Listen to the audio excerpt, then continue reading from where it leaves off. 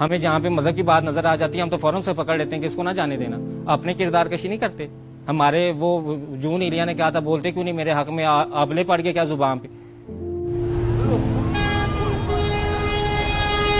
Camera آن ہے بتا تو دیں تو کیا ان کے بارے میں بولتے ہوئے آبلے پڑتے ہیں زبان پہ. یہ سوشل میڈیا والوں کو, یہ پرنٹ میڈیا والوں کو, یہ جو میڈیا والے ہیں کیوں نہیں بتاتے. یہ جو پچھلے دنوں واقعہ ہوا ہے لاہور گرامر اسکول کا جس میں وہ بچیوں نے کہا کہ بھی ہماری تصویریں لیک ہوئی ہیں اور ہماری جو ہے وہ ٹیچرز ہمیں ہراس کرتے ہیں. کدھر گئی عوام ساری, کدھر گئے وہ لوگ سارے جو یہاں پہ بیٹھے تھے, جو لبرل تھے, جو فیمنسٹ موومنٹ چلا رہے تھے, جو لبرلزم کا نعرہ لگا رہے تھے, جو میرا جسم میری مرضی کا نعرہ لگا رہے تھے. ان لڑکوں کی وہ لوگوں کی زبان پہ آبلے پڑ گئے. آپ کیوں نہیں بولتے؟ آپ کیوں نہیں کہتے کہ اس تعلیمی نظام کو بند کیا جائے؟ بھائی یہ کیپٹلزم ہے, بھائی یہ سیکولرزم ہے, اس کو بند کیا جائے. یہ لبرل ہونے کے نام پہ سیکچوئل ہراسر بن گئے. وہاں پہ تو ہمیں کچھ بھی نظر نہیں آتا, وہاں پہ تو ہم پرسنل میٹر کہتے ہیں. لیکن کسی مدرسے کے اندر ہمیں کوئی واقعہ نظر آ جائے پھر ہمارا دیکھیں کیسے جوش جاگتا, پھر دیکھیں ہمارے اندر کیسے شعور کی جو ہے وہ کھڑکیاں کھلتی, ہمیں کیسے نظر آتا سب کچھ. ہم لوگ منافق لوگ ہیں, ہم لوگ دوگلے لوگ ہیں. ہم لوگ جہاں پہ دیکھتے ہیں نا کہ کسی کے پاس اختیار کم ہے, کسی کے پاس دولت اور طاقت کم ہے, ہم چڑھائی کر دیتے ہیں اس پہ. اور جہاں پہ ہم دیکھتے ہیں کسی کے پاس دولت اور طاقت زیادہ ہے وہاں پہ ہم پھر فوراً ڈپلومیٹک ہو کے نہیں بالکل یہ پرسنل میٹر ہے. دیکھیں یہ تو ایک چیز کا پرسنل ہے. یہ دیکھیں کچھ ہو سکتا ہے انہوں نے کچھ کیا ہو سکتا ہے انہیں کے قصور ہو سکتا ہے یہ ہو. تو مدرسوں میں ہم لوگ یہ بات کیوں نہیں کرتے کہ ہو سکتا ہے ایک مولوی خراب ہو سارے نہ ہو سکتا ہے ایک مولوی نے اگر گناہ کر دیا ہے تو سارے ایسے نہیں ہوں گے. استاد جو روحانی باپ روح کی تذلیل کر رہا ہو, جو تصویریں سینڈ کر رہا ہو, استاد آپ روح نہیں کانپتی یہ بات سن کے کہ استاد اپنے طالب علم کی ننگی تصویریں لگا رہا ہے. ہمارے رب نے, ہمارے اللہ تعالیٰ نے جو ہمارے نبی پاک صلی اللہ علیہ وسلم پہ پہلی وحی بھیجی وہ کون سی تھی؟ پڑھ اپنے رب کے نام سے جس نے تجھے پیدا کیا. تو پڑھائی کی تو اتنی تعلیم کی اہمیت تھی, تو وہ تعلیم کی اہمیت ہمارے معاشرے میں تو ایک کاروبار بزنس بن گئی. مطلب کہ وہ جو ایک ٹیچر کی قدر تھی, وہ جو ایک روحانی باپ کی قدر تھی وہ ہمارے پاس نہیں ہے. ہمیں پتہ ہی نہیں ٹیچر کیا ہے. ٹیچر ہو تو ہمیں پتہ ہو. ہمارے پاس تو بزنس ہے کہ پرائیویٹ سکولز میں آج کل جو ہے نا ڈے بڑے منائے جاتے ہیں. آج ہم جو ہے وہ ٹورزم ڈے ہے, آج فلانا ڈے ہے, آج فلانا ڈے. کیا کہ اگر تو روز پڑھائیں گے تو ماں باپ سے پیسہ کیسے کھینچیں گے؟ وہ چیز جو ہونی چاہیے بزنس وہ کہاں سے آئے گا؟ پھر انہوں نے یہ بہانے رکھے ہوئے. پھر ایسے دن بنا کے نا تو وہ ماں باپ سے جتنا وصول کر سکتے ہیں وہ کرتے ہیں.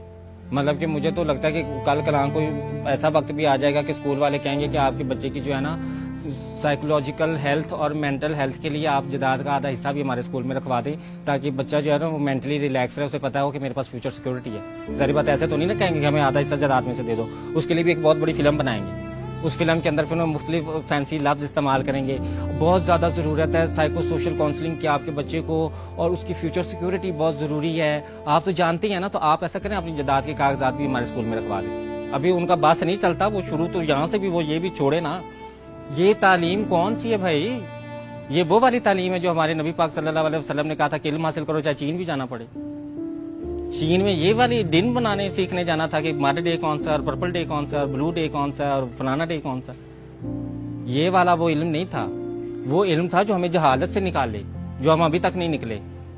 پھر ہمارے نبی پاک صلی اللہ علیہ وسلم نے فرمایا کہ ماں کی گود سے لے کے مفہوم ہے کہ قبر تک علم حاصل کرو. اب ماں کی گود سے لے کے قبر تک علم حاصل کرنے کا مطلب کیا ہوا کہ بیکن ہاؤس کو شکر ہے یہ ابھی بات پتہ نہیں چلی. ان مہنگے اسکولوں کو پتہ چل گئی تو انہوں نے کہنا کہ آپ اپنے بچے کے بڑھاپے تک کی فیس جمع کرا دیں تاکہ یہ مرے گا تو ہمیں پتہ چلے گا کہ اس کے مرنے تک ہم ساری اس کی فیس جو ہے وہ لے لیں. اس کی زندگی میں جو کمائے گا اس کا شیئر بھی ہمیں دے دیں. یہ تو ابھی انہیں پتہ نہیں ہے کہ ہمارے اسلام میں تو قبر تک علم حاصل کرنے کو کہا گیا. وہ انہیں آج یہ پتہ چل جائے تو یہ دیکھنا کل ہی یہ کوئی پرپوزل نکالتے, ماں باپ پیرنٹ ٹیچر میٹنگ بلائیں گے اور اس میں کہیں گے کہ بھئی آپ کے بچے کو مرنے تک ہم تعلیم دینا چاہتے ہیں. یہ تو آپ 16 سالوں کے بعد تو پھر ہمارا بزنس بند ہو جائے گا, آپ کا بچہ نکل جائے گا, پھر ہم فیس کہاں سے مانٹیں گے. تو وہ یہ والا علم نہیں تھا. ہمیں سوچنا چاہیے ہمارے نبی پاک صلی اللہ علیہ وسلم نے کون سا علم ہمیں کہا تھا کہ جا کے حاصل کرو. وہ آپ کو واقعہ تو یاد ہی ہوگا کہ جب فتح مکہ کے موقع پہ جو قیدی غلام تھے ان کو کہا گیا کہ آپ 10 لوگوں کو پڑھائیں اور آپ کو رہا کر دیا جائے گا. آزادی کی قیمت تعلیم کے ساتھ جوڑ دی. مطلب کہ آپ کو یہ تو نہیں کہا گیا کہ آپ اتنا زیادہ مال غنیمت جتنا بھی ہے وہ استادوں کو دے دیں.